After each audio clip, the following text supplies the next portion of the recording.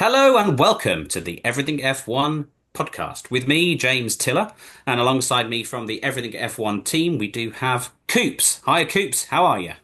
I'm doing all right. How are you? Yes, I'm very good. Thank you very much for asking. We also have Sean. Hi, Sean. How are you?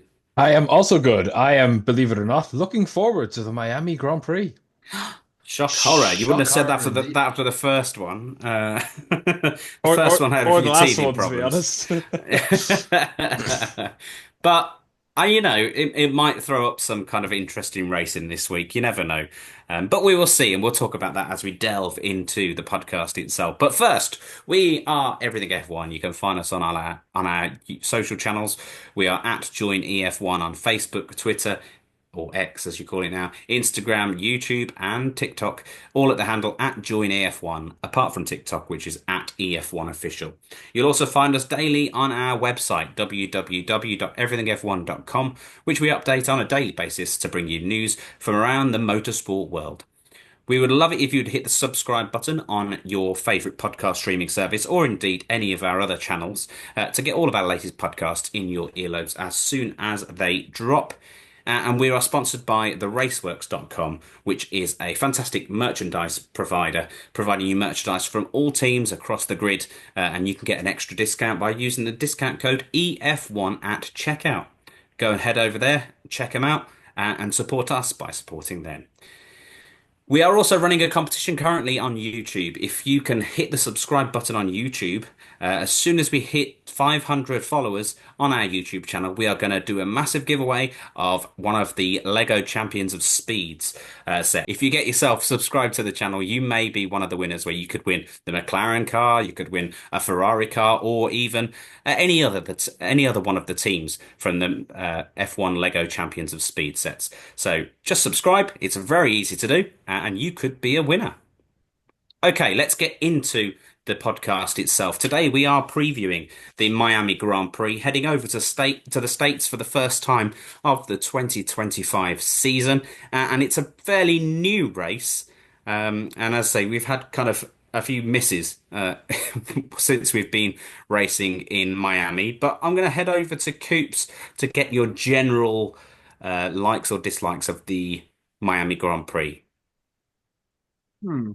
Likes and dislikes of the Miami Grand Prix. Interesting, slightly loaded question. I like Well, the that's the idea. idea. Yes, I like the idea of the Miami Grand Prix.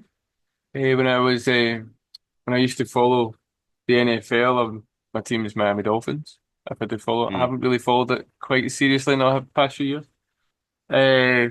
But it's just in practice, it's just not quite doing what I think they wanted it to do. mm.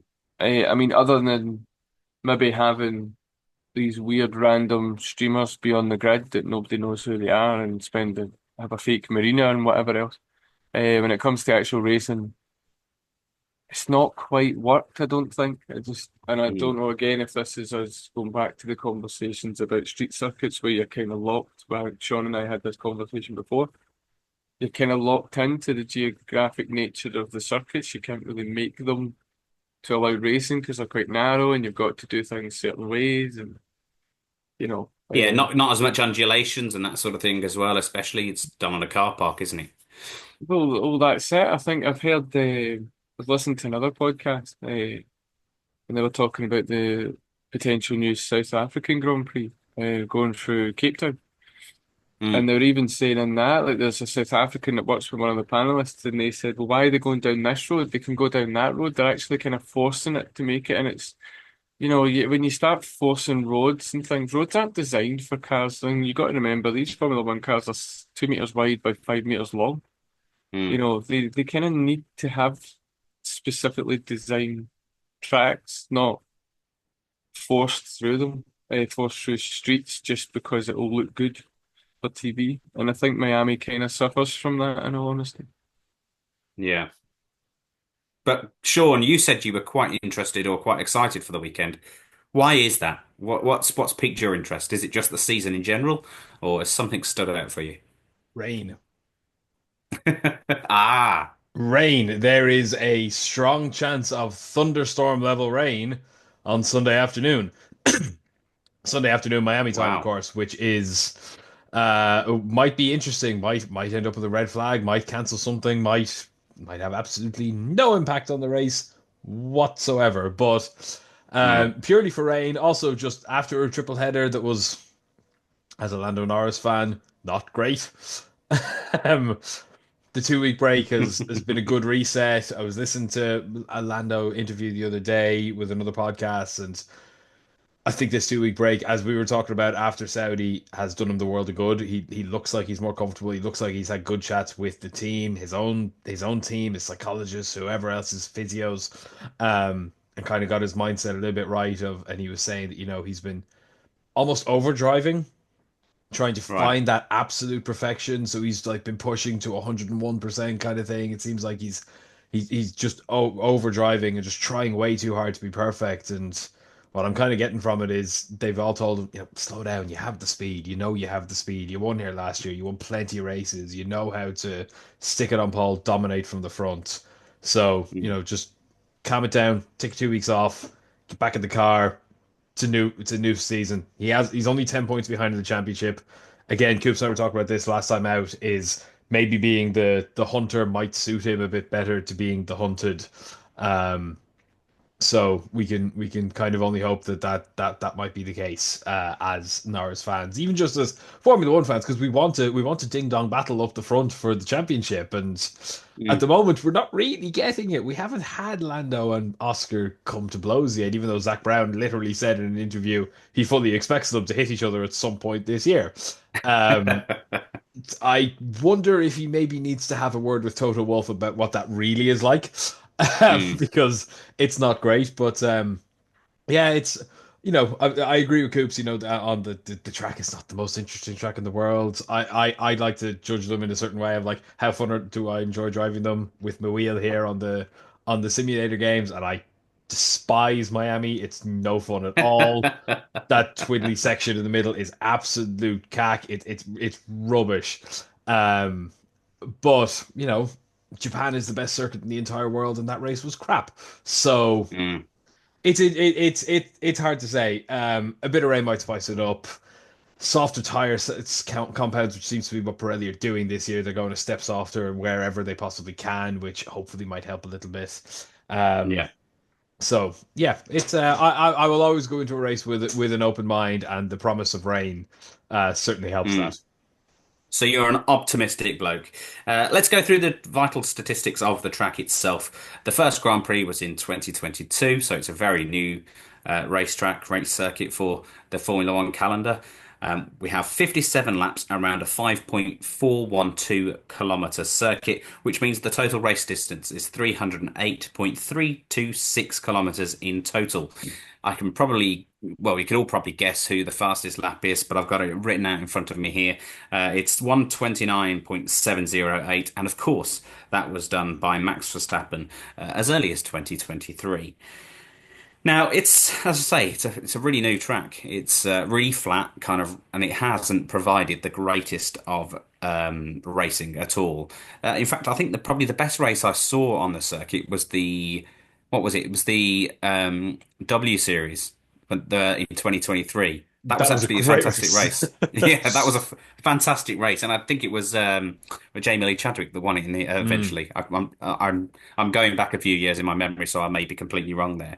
But it actually was a really interesting race in Miami for the W Series. Shame that series is completely gone, but we do have the F1 Academy this weekend, and obviously that's supporting the F1 in Miami. But yeah, it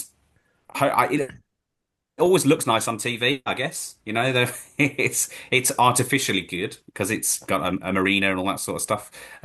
So if you like that sort of thing, if you like kind of Miami on speed, no, sorry, like, if you like Monaco on speed, I guess Miami could be considered that kind of version. Who do you think's going to do well then, Coops, this weekend? Is it going to be the championship leaders, McLaren? Are they going to run away with it this weekend, or are other teams going to keep them in check? I think it's still Oscar Piastri has to do good. I mean, he's got the confidence now on him, and not a lot of things fluster him unless you've got a red light coming out a balcony in the last race. Uh, Mm, So, you've got to kind of say McLaren's again. I mean, they're not dominating like the Red Bulls, like we've discussed in the previously, but you can't really see past them. I mean, mm, we touched on it before with Japan being such a boring race, and I think it was basically down to the fact that you took away all the variables that make a race a race.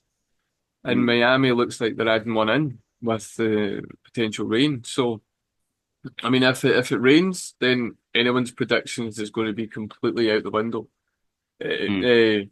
But even if it rains, I still think you have to look at McLaren. So I'm going with Pastor Maldonado as being the best one, as being the one to look out for. Uh, but I mean, imagine him in that track. That'd be amazing. Anyway, I'm thinking of Oscar Piastri as the one to look out for.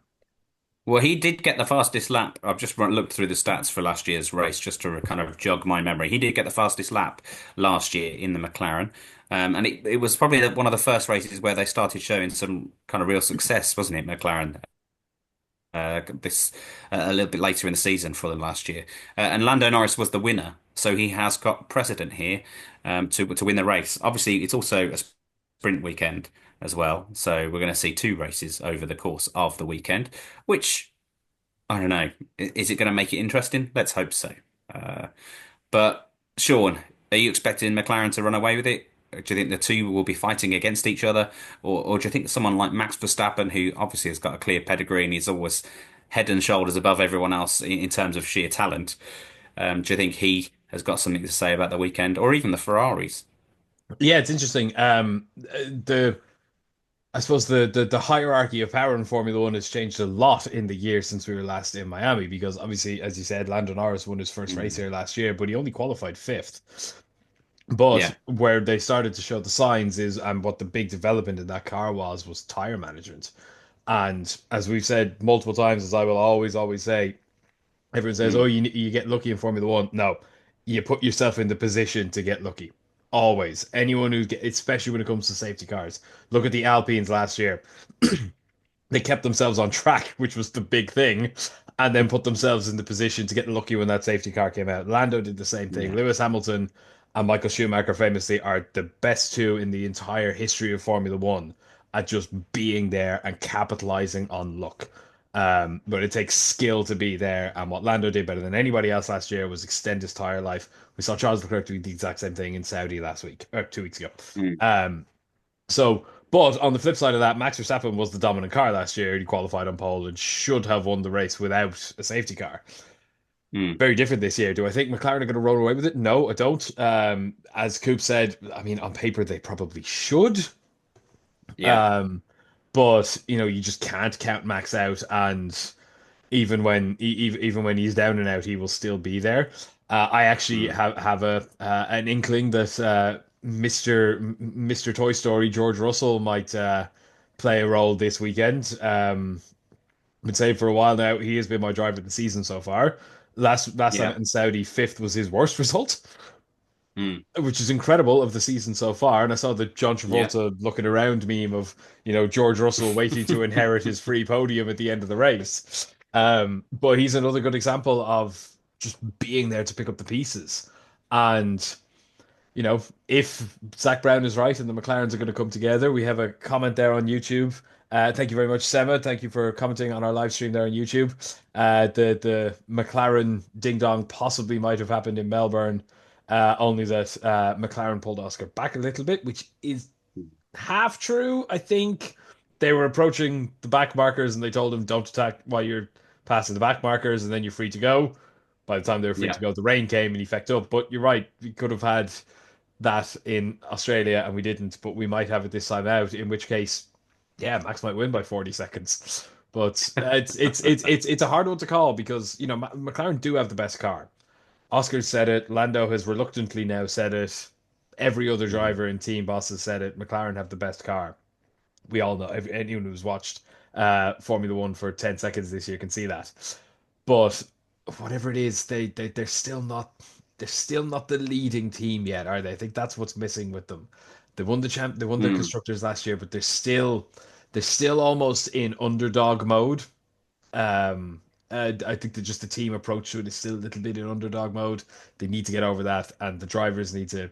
Oscar's on very good form at the moment. Lando needs to have a bit of step up, but I think when the two of them are fighting each other, they'll Mercedes 2014 run off into the distance.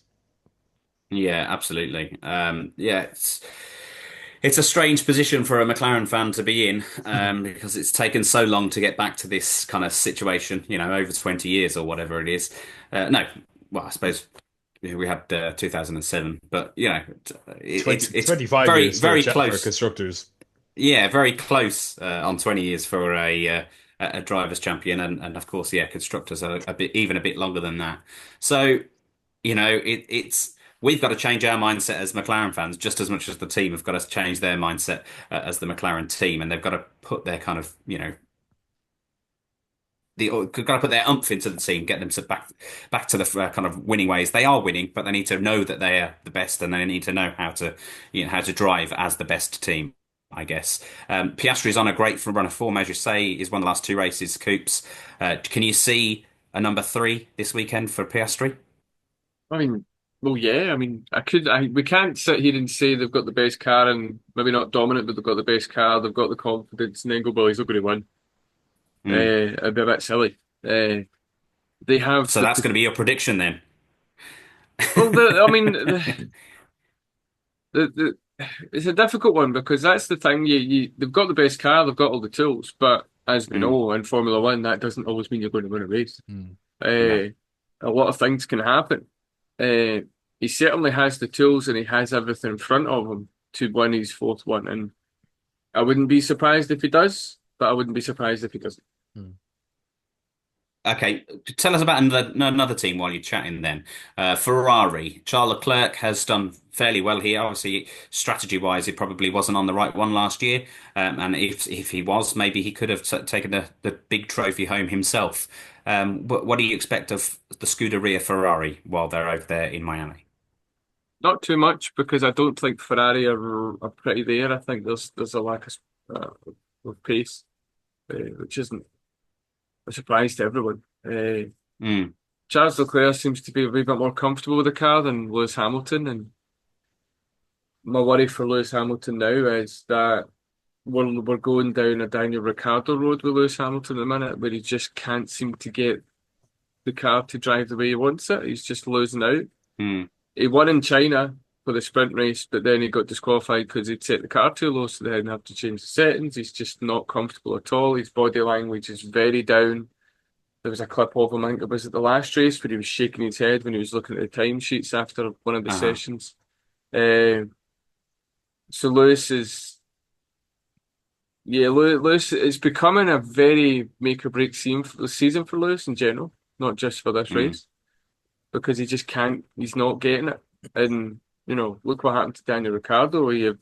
What happened at McLaren if it eventually retired him. I mean, that was the start of the end when with the McLaren with Daniel Ricciardo. So I think Charles will be up there somewhere. You can never count off Charles at the minute. And if it rains or if Lewis just finds something, I mean, I'm not completely discounting Lewis Hamilton, but he's somebody we need to watch. I mean, if he's in the lower echelons of the top 10, even lower, there's going to be some questions. But I don't think the Ferraris. I don't think the Ferraris are going to affect. It's the great leveler. Yeah, I don't think the Ferraris are going to affect the top three. I don't think. I think they might be there if there's something, but I don't think they're going to be putting much pressure on them just out of sheer pace. And now, Sean, we'll talk about Red Bull with yourself. Obviously, Max Verstappen's always there or thereabouts. He does things with that car that no other driver seems to be able to do. Although Yuki Tsunoda, since coming into the team, has done a pretty decent job compared to Max Verstappen's old teammates. Obviously, he's still learning the car. He's still learning how to work with the team. And, all things are pointing in the correct direction for him. What have you got to say about Yuki Tsunoda? Max Verstappen's chances this weekend then for Red Bull?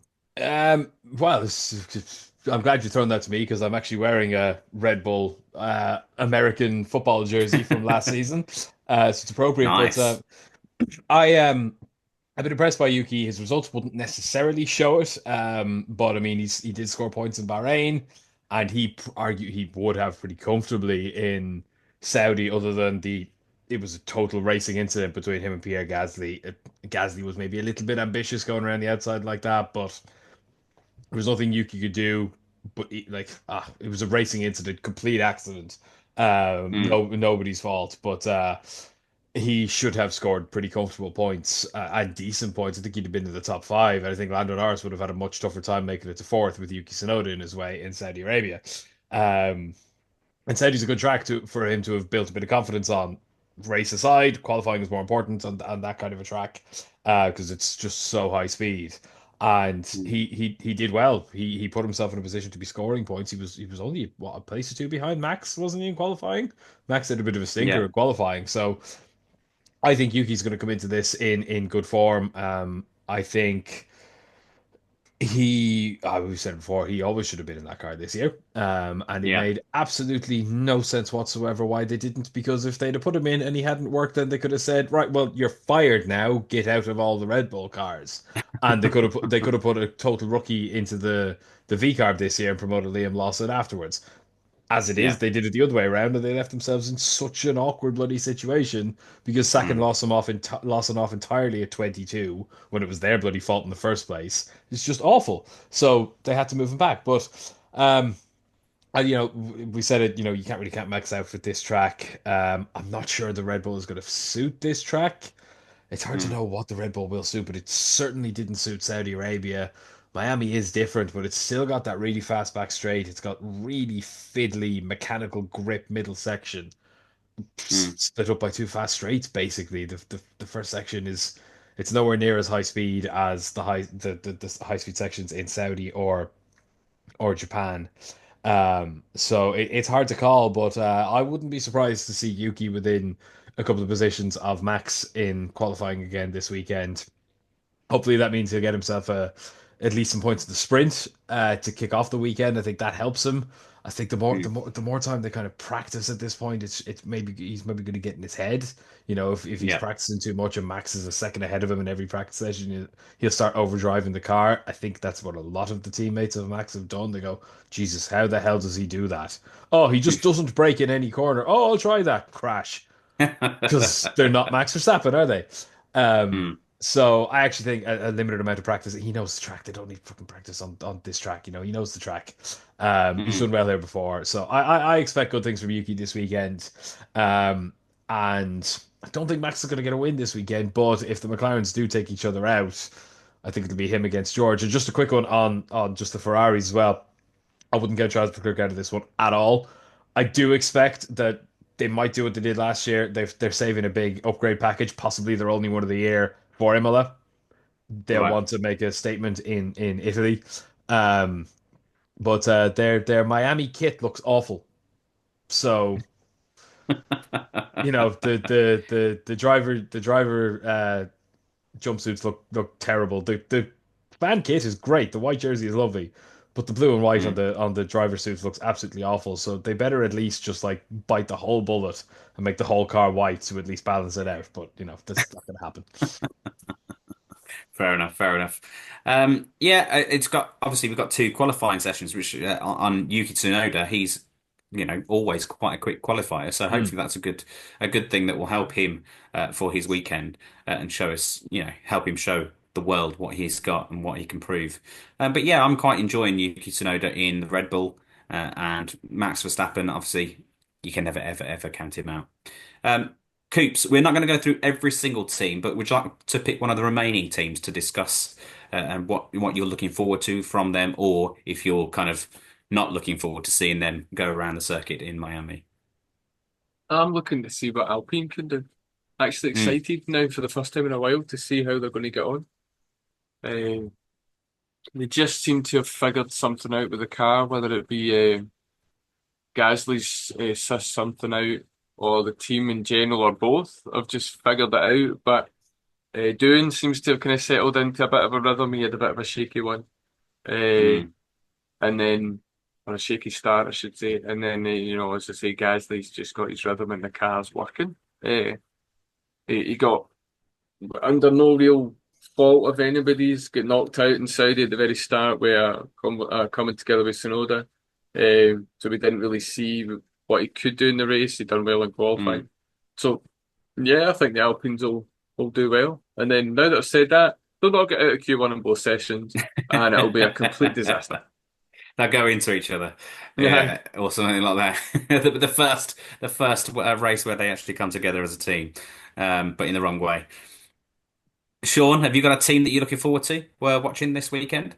I am quite looking forward to Haas this weekend. Okay.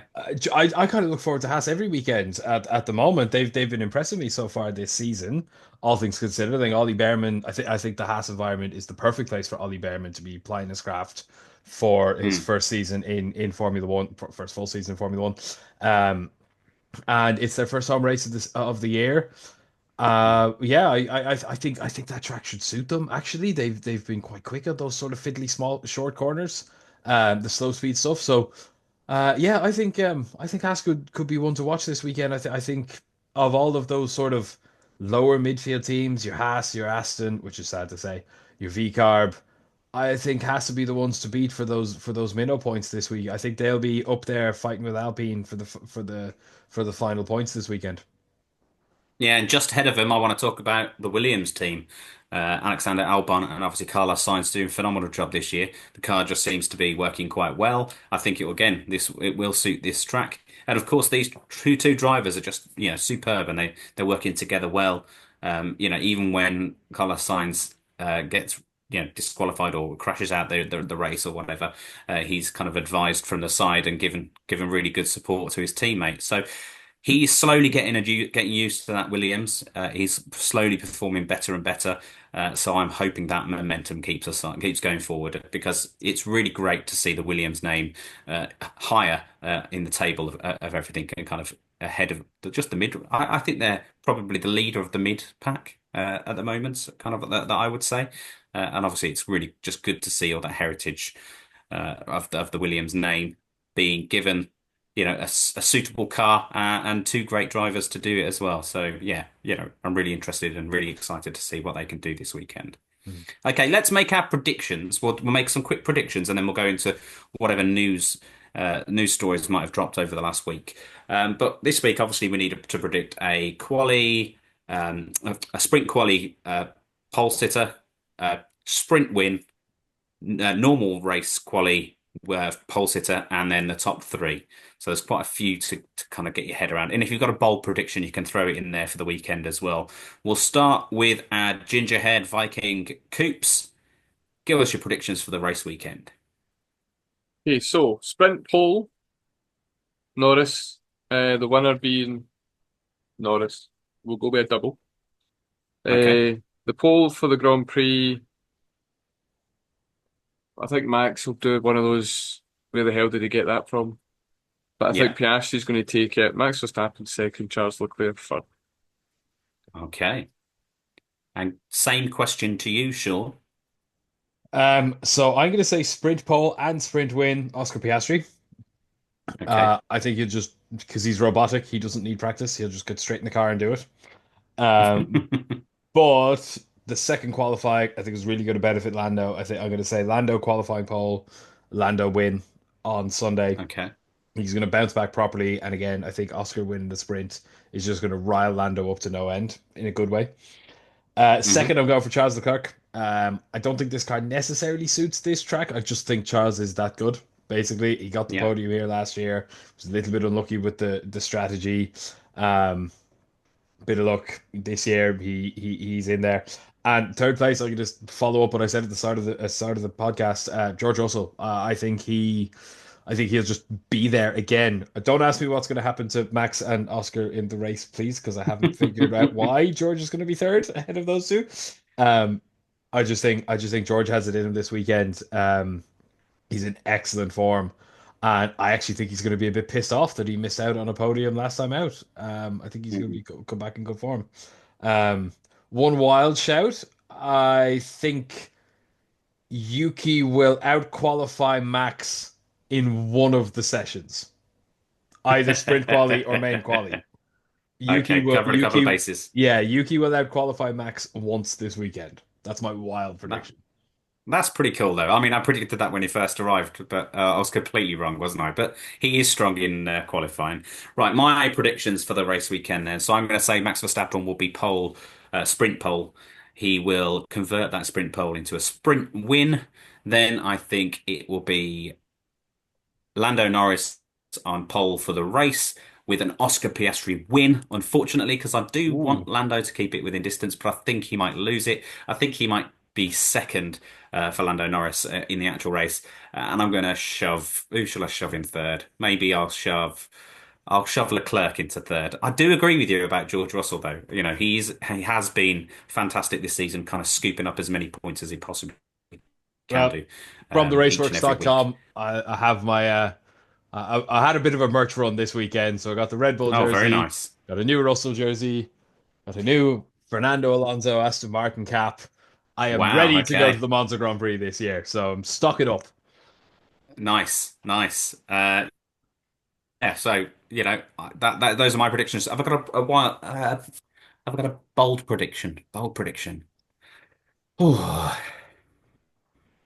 I can't think of a bold prediction actually. Let's say Carlos Sainz fifth. Is that bold enough? It's probably not that massively bold, but fifth will be good. A good result for Williams this weekend. It'd be his best result of the season so far. Yeah, exactly. So, it's fairly bold, but not very bold, but okay, whatever. So we'll go into our news then. Any news that's dropped over the last week since our last podcast, and Coops has got something to say. What news have you spotted that you want to talk about? Uh, the Mexican Grand Prix is staying on the calendar till 2028. That dropped today. Arriba! Going in there with the old Sorry. Mexican stereotype there, Tiller. Good job, well done. Perfect. Andale, andale. Come on, All we go need, ahead. So, all we need now is a taco and a big hat. I've got. I need to cover my messy hair, to be fair, but yeah, go for it. So that's good news. Yeah, I like the Mexican Grand Prix. It's always got a good atmosphere. They always do it kind of around the Day of the Dead as well, which or they did it quite a few seasons in a row around the Day of the Dead. So it was always really kind of fun. There's lots of masks and stuff like that in the crowd. Really good kind of atmosphere going on around the circuit, and the circuit itself is fantastic. So I'm quite happy about the Mexican Grand Prix sticking around, even though they've lost their Mexican driver. For now. Yeah, well, true. They might come back. You never know with Red Bull. I mean, I don't have any issues Yeah. with it. I quite enjoyed the track. I think the stadium section's quite cool. You know, where they do it, Mm. and it's slow and a bit twisty, but there's passing opportunities coming into it. You can position your car in certain ways for the big drive onto the main straight. So yeah, I Yeah. mean, I quite enjoy it. Do you think And do you think there's a spot in Cadillac for Sergio Perez? So he'll be racing in Mexico This for is the this is the next couple of rumor. seasons. This is the rumor for this weekend. Cadillac have said they're going to reveal their livery plan for next year this weekend in Miami. Makes total sense, America. And Okay. Sergio Perez landed in Miami yesterday, apparently. Ooh. Now, it's not up to me at all. If I was them, I would be paying all the money to get Valtteri Bottas out of his Mercedes contract, not Sergio Perez. But, Ooh. America's driver, America's team, it does make a certain amount of sense. And you can't deny he's got a boatload of experience, and as I've said before, he's a world-class midfield driver, which is exactly what they should expect to be challenging for next season. Um, Yeah. but I think it's a really good idea personally. I think, mm, he's only been out of the car. He will only have been out of the car for a season, and well, a season and a couple of races by the end of the year. So it's he'd be perfect to help develop a car. He's been in quite a few different teams now, been through the fact that, he's been in back marking teams, he's been in, front running teams, and he's just got a wealth of experience to draw from. And as you say, the whole America's connection yeah, would be ideal. And I just think it's brilliant. And maybe that is why the Mexican Grand Prix has been confirmed to be on the calendar, because they're going to want a racer, aren't they? They're going to want representation. And if they have heard the rumours that Cadillac are going to be signing their Mexican driver, it kind of gives them a motivation to keep it on the calendar too. well, it certainly adds an extra layer of intrigue into The outline question of just how good was Sergio Perez. I mean, Mm. obviously he's won races, he's scored thousands of points, he's been on the podium in lots of different teams. But when was the last time he drove a Ferrari engine car? There's a serious question because we've seen how much Lewis Hamilton is struggling with that this year. Mm. Yes, the engines will be very different next year, so it might not be as much of an issue. But there's a question that he's been in Merc and Honda engines for the better part of his career. It was his early days Sauber that was last time he was in a Ferrari car, and that was a long Yeah. time ago. Hmm. Just a question on that. Obviously, Valtteri Bottas wouldn't make any difference because he's a Mercedes driver all his career. I don't think there are any other articles that we need to discuss at the moment. So obviously, we want you to enjoy the race weekend in Miami. We hope you have a good one. We'll be back sometime next week to review the Miami Grand Prix and give you our thoughts on the race weekend. But thank you very much for listening today. Thank you very, very much if you've commented on the YouTube video. By all means, click like, share, comment, and of course, subscribe to the channel itself. And by doing so, you will put yourself in for a chance for winning an F1 Lego Speed Champions F1 car set. That's the wrong way of saying the term, but you know what I mean. A You could Lego get F1 a car. McLaren F1 car, a Lego F1 car, yeah. So it could be a McLaren, Mercedes, Ferrari, whoever your favorite team is. You're getting a Lego F1 car of your choice sent to you when we hit 500 subscribers, and again at 1,000 subscribers. So get subscribing, share to your friends, and get them to subscribe, and of course interact with our videos as well as we expand our YouTube coverage. Okay, thank you very much from me, James Tiller. Thank you to the team, Coops and Sean. Thanks, Coops and Sean. Thank you very Thank much. you. I'm looking forward to the weekend in Miami, and I'm looking forward to reviewing it with you next week. All right then, bye bye, everybody. See you soon. Bye.